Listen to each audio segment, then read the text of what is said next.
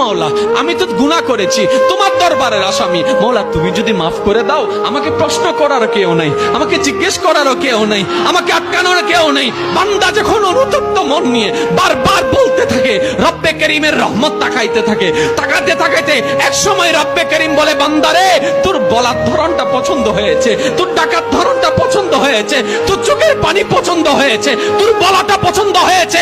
এবার মওলা বলে, আমি তোর সারা জীবনের কত গুনাহ করছিস? বান্দা বলে, মওলা 40,000 পার হয়ে গিয়েছে। কেউ বলে যে মওলা পাহাড় পরিমাণ হয়েছে, কেউ বলে যে মওলা আসমান পরিমাণ হয়েছে। এবার মওলা বলে যে আমি মাফ করে দিলাম, আমি মাফ করে দিলাম, আমি মাফ করে দিলাম, আমি মাফ করে দিলাম, আমি মাফ করে দিলাম, আমার বান্দাকে আমি মাফ করে দিলাম। ফেরেশতা বলে, মওলা এত বড় গুনাহগার, এত বড় আসামি, হাজার গুনাহগার, হাজারটা গুনাহ তওবা করেছে একবার, মাফ চেয়েছে একবার, তুমি মাফ করে দিলা, তুমি মাফ করে দিলা। রব্বে করিম বলে, মাফ করবো না তো কি করব?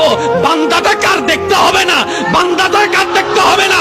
সে রহমানের কাছে মাফ চেয়ে যদি মাফ না পাই, তাহলে তো বিশ্বের কাছে মাথা নত হয়ে যাবে। আরে সে রহমানের বান্দা, জাত্তার বান্দা না, যে রহমান হচ্ছে ইন্নাল্লাহ আলা কুল্লি শাইইন কাদির। সুবহানাল্লাহ।